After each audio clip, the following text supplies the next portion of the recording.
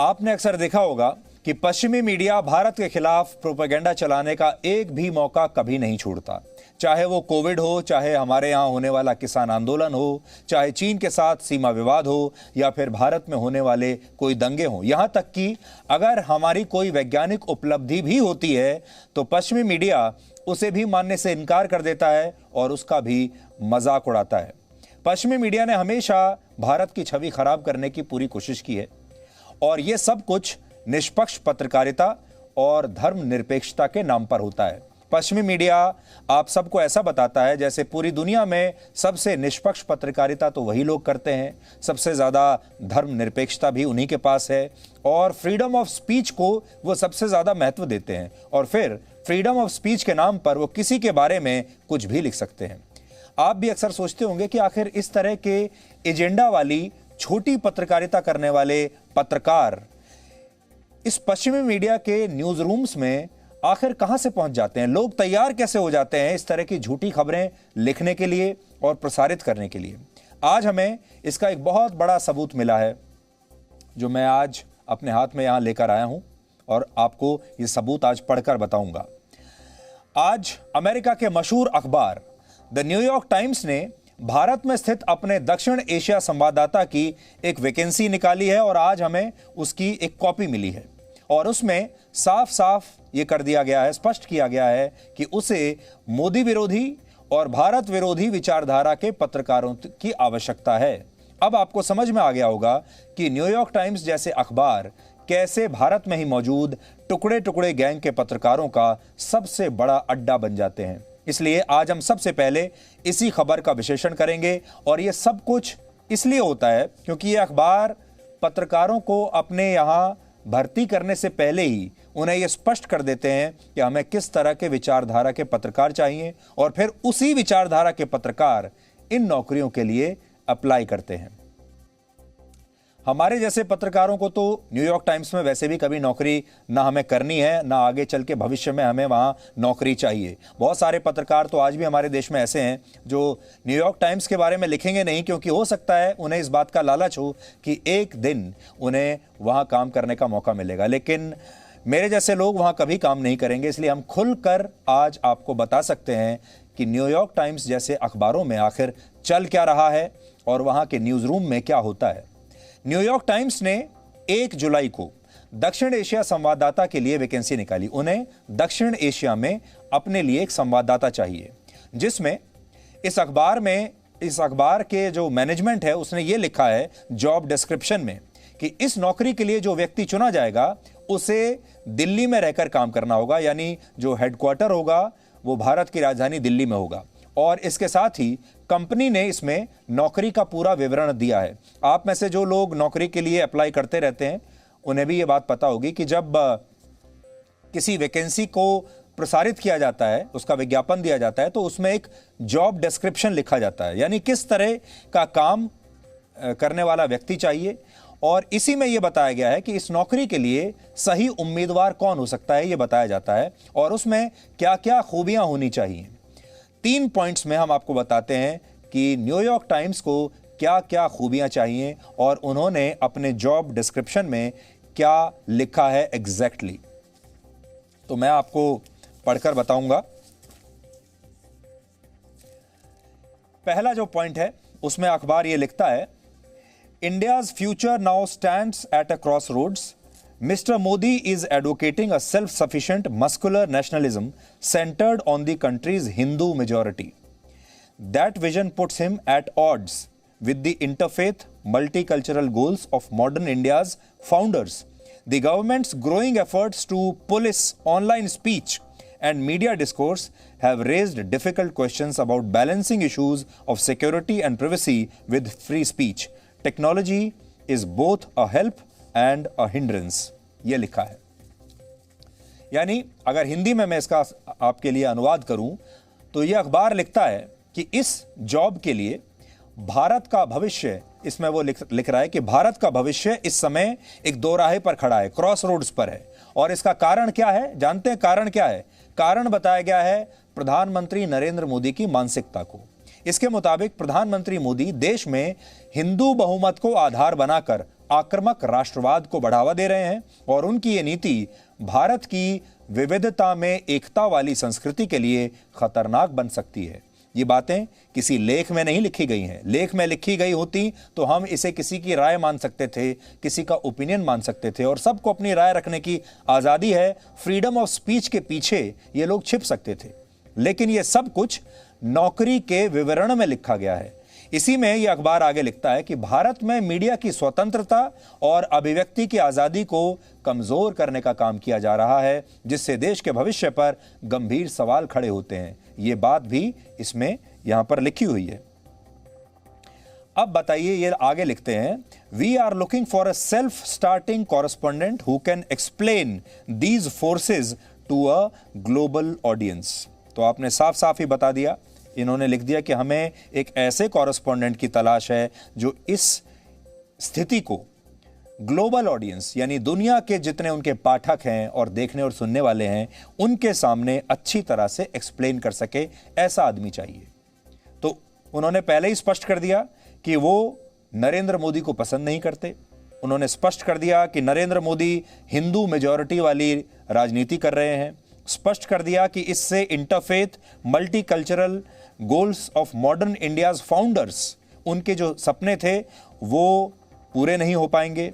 और फिर साथ में ये भी लिख दिया कि यहाँ जो सरकार है वो ऑनलाइन स्पीच और मीडिया पर पाबंदी लगाने में लगी हुई है और इससे प्राइवेसी और फ्री स्पीच को खतरा हो सकता है। तो अखबार ने अपनी एडिटोरियल लाइन यहीं पर स्पष्ट कर दी है। अब जिन लोगों की राय इससे मेल खाती है वही लोग अप्लाई करेंगे, उन्हीं में से किसी एक की नौकरी लगेगी और फिर वो अपने मैनेजमेंट को खुश करने के लिए इसी तरह भारत विरोधी, सरकार विरोधी, मोदी विरोधी, हिंदू विरोधी, इस तरह की खबरें करता रहेगा। वर्ष 2014 में बीजेपी ने 282 सीटें जीतकर अपनी सरकार बनाई थी और नरेंद्र मोदी प्रधानमंत्री बने थे। ये आपको इसलिए बता रहा हूं कि 2014 में नरेंद्र मोदी बहुमत से प्रधानमंत्री बने थे और उन्हें प्रधानमंत्री बनाने के लिए पश्चिमी मीडिया नहीं आया था। न्यूयॉर्क टाइम्स ने या वॉशिंगटन पोस्ट ने उन्हें प्रधानमंत्री नहीं बनाया था। प्रधानमंत्री बनाया था इस देश के लोगों ने। इसके बाद अगले चुनाव में 2019 के चुनाव में भी प्रधानमंत्री मोदी ने 303 सीटें लोकसभा की जीतकर अपनी सरकार बनाई, यानी इस बार 2014 से भी ज्यादा सीटें आई। इसका मतलब पहले के मुकाबले लोगों ने इस बार और ज्यादा वोट दिए और ज्यादा सीटें दी। और इस बार भी यह पश्चिमी मीडिया की मेहरबानी से नहीं हुआ था, भारत के लोगों की यह मर्जी थी, इसलिए यह हुआ। अब बड़ी बात यह है कि पश्चिमी मीडिया, ये जो नंबर्स हमने अभी आपको स्क्रीन पर दिखाए हैं, फिर से आप देखिए, ये 282 और 303 सीटों की जो ताकत है, इसके पीछे जो जनादेश है, पश्चिमी मीडिया ना तो इस जनादेश को मानने के लिए तैयार है और पश्चिमी मीडिया इसी जनादेश से बहुत आहत है और डरा हुआ है। दूसरे पॉइंट में यह अखबार लिखता है कि हमें एक ऐसा कॉरेस्पॉन्डेंट चाहिए जो ऊपर बताई गई ताकतों के बारे में पूरी दुनिया को विस्तार से बता सके। यहां इसका ताकतों से मतलब है भारत और भारत सरकार। मैं आपको पढ़कर अभी मैंने थोड़ी देर पहले बताया आपको, we are looking for a self starting correspondent who can explain these forces to a global audience. यहां एक और बात आज आपको बहुत ध्यान से समझनी चाहिए और वो ये कि अगर इन सारी खूबियों के साथ इस नौकरी के लिए अप्लाई करने वाला व्यक्ति अपने जीवन में इससे पहले कोई अपराध कर चुका है या उसकी कोई क्रिमिनल हिस्ट्री है, यह बात आप ध्यान से सुनिएगा, अगर उसके ऊपर कोई अपराध का आरोप है या उसकी क्रिमिनल हिस्ट्री है, तब भी यह अखबार उस व्यक्ति को नौकरी दे देगा। यह इसमें साफ साफ लिखा हुआ है। हालांकि यह छूट इस अखबार द्वारा हर देश में दी जाती है, ऐसा नहीं कि भारत में दी जा रही है। भारत अकेला ऐसा देश नहीं है जहां यह पॉलिसी लागू की गई है। तो अब आप देख सकते हैं कि किस तरह से, मैं आपको वो भी पढ़कर बता देता हूं क्या लिखा है। The New York times company will consider qualified applicants, ध्यान से सुनिएगा, consider qualified applicants including those with criminal histories in a manner consistent with the requirements of applicable state and local fair chance laws। तो इन्होंने ये भी स्पष्ट कर दिया है कि अगर आप कोई अपराधी हैं, आपके ऊपर कोई आपराधिक मामला चल रहा है, आपकी कोई क्रिमिनल हिस्ट्री है, तो भी हमें कोई दिक्कत नहीं है, आपको ये नौकरी तब भी मिल सकती है। हालांकि आज आपके मन में ये सवाल होगा कि क्या ये अखबार सिर्फ भारत में ही ऐसी वैकेंसी निकालता है। तो आज हमने इस पर काफी रिसर्च किया और इस दौरान हमने और देशों के लिए भी जॉब रिक्रूटमेंट का इनका जो प्रोसेस है वो पढ़ा और हमें पता चला कि कुछ खास देशों को छोड़कर यह अखबार किसी और देश में ऐसा जॉब डिस्क्रिप्शन नहीं लिखता, सिर्फ कुछ देशों में लिखता है। उदाहरण के लिए आज सबूत के तौर पर मैं अपने साथ कुछ जॉब पोस्ट्स लेकर आया हूं। जैसे ये नौकरी हांगकांग में स्टाफ एडिटर के लिए निकाली गई, ये नौकरी दक्षिण कोरिया में एशिया के सीनियर स्टाफ एडिटर के पद के लिए भी निकाली गई और इसी तरह की एक वैकेंसी थाईलैंड में south east Asia bureau chief के लिए निकाली गई है। लेकिन इनमें से किसी में भी इस अखबार ने वहां की सरकारों के लिए वो सब बातें नहीं लिखी जो बातें भारत के लिए लिखी हैं। जबकि संकट तो इन देशों में भी चल रहे हैं, कंट्रोवर्सीज, विवाद इन देशों में भी हो रहे हैं, दंगे इन देशों में भी हो रहे हैं, विरोध प्रदर्शन इन देशों में भी हो रहे हैं। उदाहरण के लिए थाईलैंड में इस समय राजशाही के शासन के खिलाफ लोगों में बहुत असंतोष है। हांगकांग में चीन के खिलाफ लगातार लोकतांत्रिक प्रदर्शन हो रहे हैं। लेकिन न्यूयॉर्क टाइम्स इन देशों में अपनी वैकेंसी निकालते समय ऐसा कोई उपदेश नहीं देता जैसा उसने भारत के लिए दिया है। वहां वो चीन के बारे में कुछ नहीं कहता। हांगकांग के बारे में जब उसे अपनी वैकेंसी निकालनी होती है तो एक बार के लिए भी ये नहीं लिखता कि चीन हांगकांग में जो चीन विरोधी प्रदर्शन हो रहे हैं उन्हें दबाने की कोशिश कर रहा है।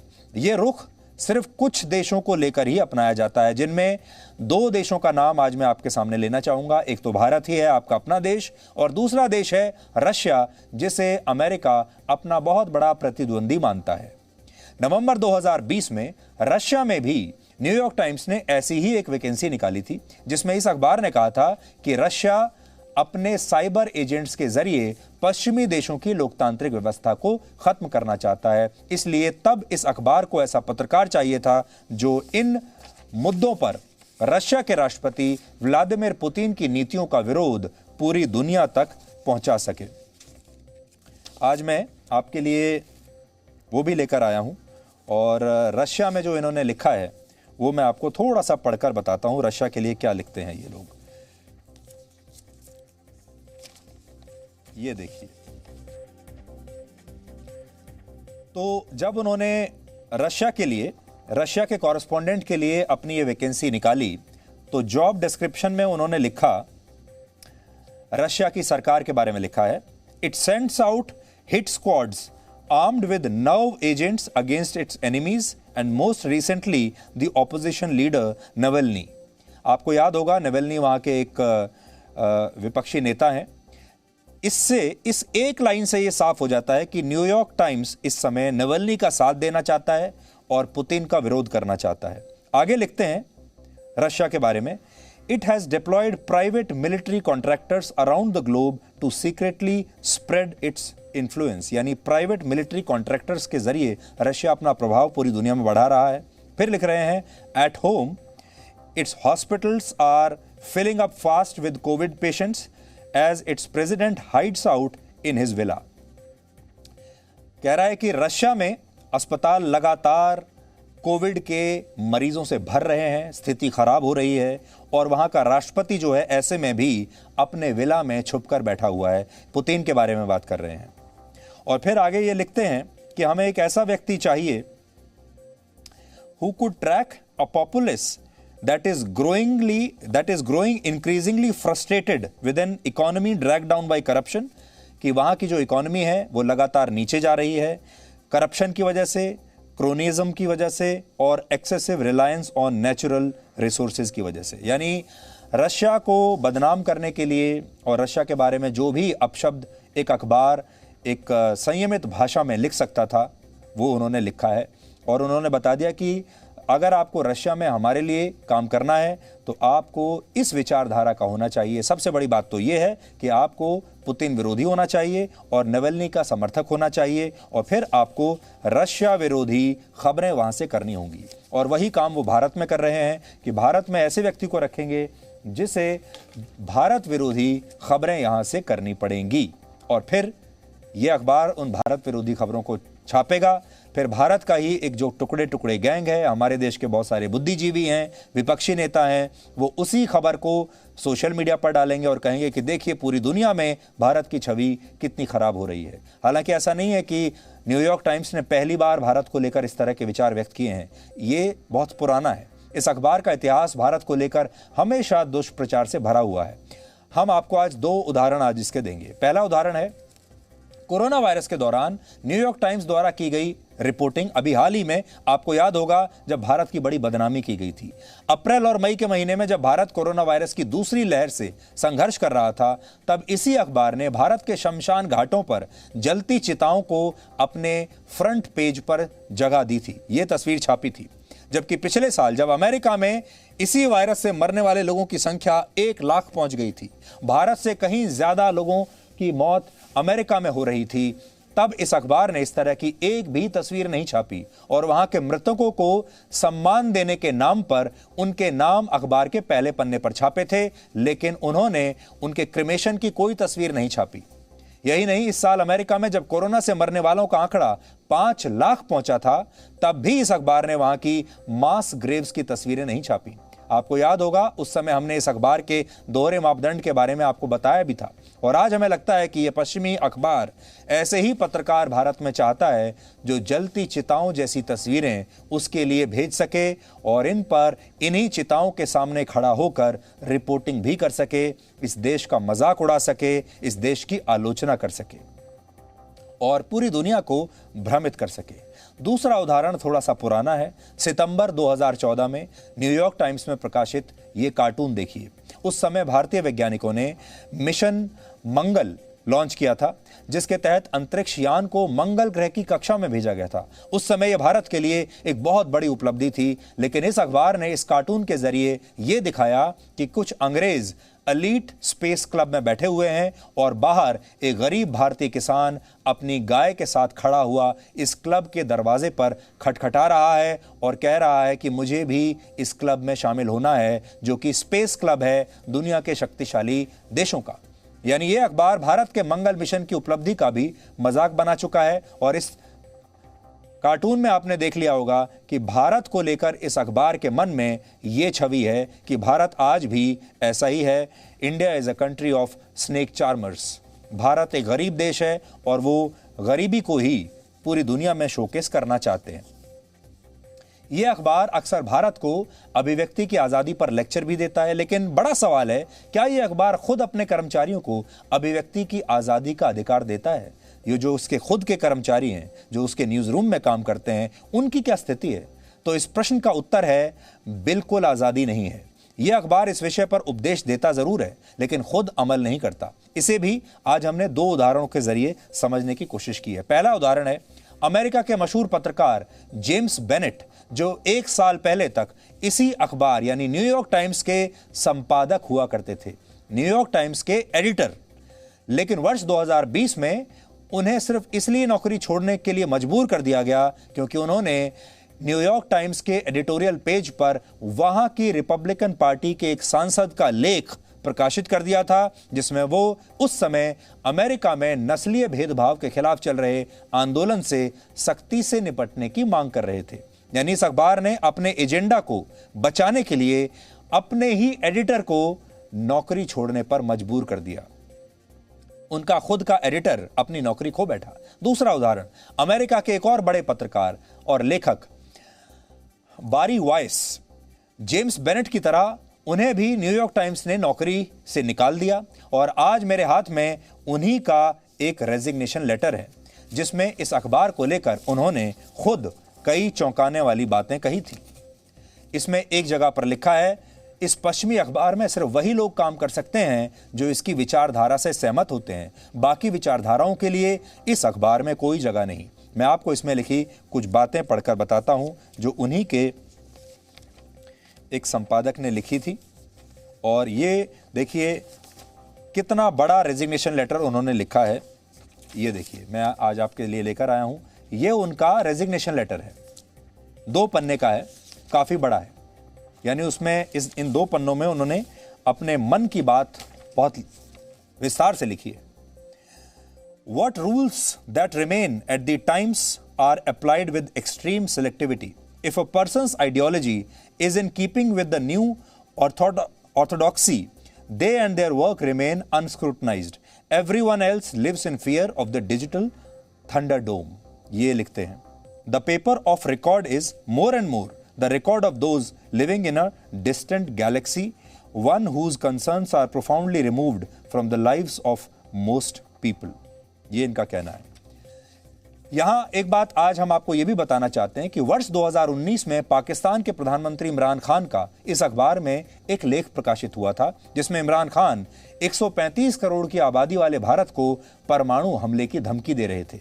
यानी आप ये कह सकते हैं कि इस पश्चिमी अखबार को भारत विरोधी बातें और एजेंडा बहुत सूट करता है. और अक्सर आप हमारे देश के टुकड़े टुकड़े गैंग की सक्रियता भी पश्चिमी मीडिया में इसीलिए देखते होंगे. ये गैंग पश्चिमी मीडिया में खुलकर लेख लिखता है, भारत के खिलाफ चलाए जाने वाले एजेंडे की इम्यूनिटी को मजबूत बनाता है, भारत की छवि बिल्कुल तहस नहस करता है, और पश्चिम का जो मीडिया है उसे ऐसे ही लेख और ऐसे ही पत्रकारों की आवश्यकता है.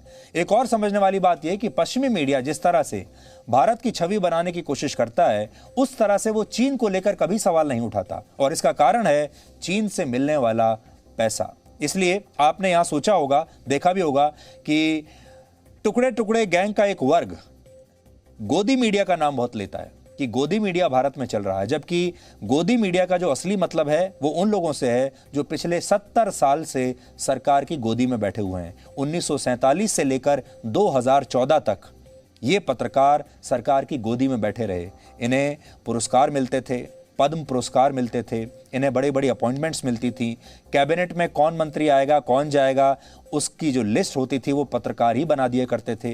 दो नेताओं के बीच में मीटिंग्स करवाना ये इन पत्रकारों का काम हुआ करता था. और आज वही पत्रकार गोदी मीडिया की बात करते हैं. लेकिन गोदी मीडिया सिर्फ भारत में नहीं पूरी दुनिया में काम करता है. चीन की कम्युनिस्ट सरकार का एक अखबार है चाइना डेली.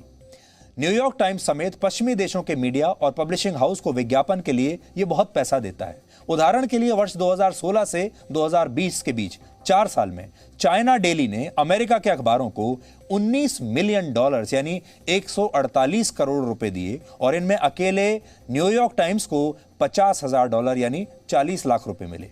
इसी तरह वॉशिंगटन पोस्ट को भी $4.6 मिलियन यानी 36 करोड़ रुपए चीन के सरकारी अखबार से मिले हैं. बड़ी बात यह है कि वॉशिंगटन पोस्ट खुद को दुनिया में निष्पक्ष पत्रकारिता का सबसे बड़ा चैंपियन बताता है, जबकि सच यह है कि अखबार पिछले 8 वर्षों से हर सप्ताह अपने अखबार के साथ चाइना वॉच नाम से 8 पन्नों का एक छोटा सप्लीमेंट अलग से छापता है, जिसमें चाइना की तारीफ लिखी होती है. अब चाइना की तारीफ क्यों लिखी जाती है उसके पीछे का राज हमने आपको बता दिया.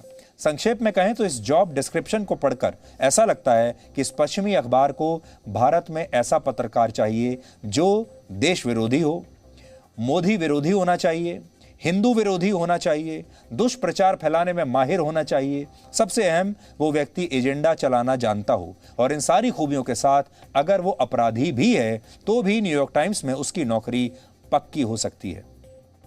न्यूयॉर्क टाइम्स इस जॉब डिस्क्रिप्शन में कहता है कि भारत की विविधता वाली एकता खतरे में है, लेकिन यह अखबार खुद इस पर कितना खरा उतरता है ये भी आज आप समझिए. इस अखबार में सिर्फ 33% कर्मचारी दूसरे रंगों के हैं, अश्वेत हैं, और इनमें भी सिर्फ 5% अश्वेत ही बड़े पदों पर हैं. इसके अलावा एशियाई मूल में के भी सिर्फ 12% कर्मचारी ही इस अखबार में काम करते हैं.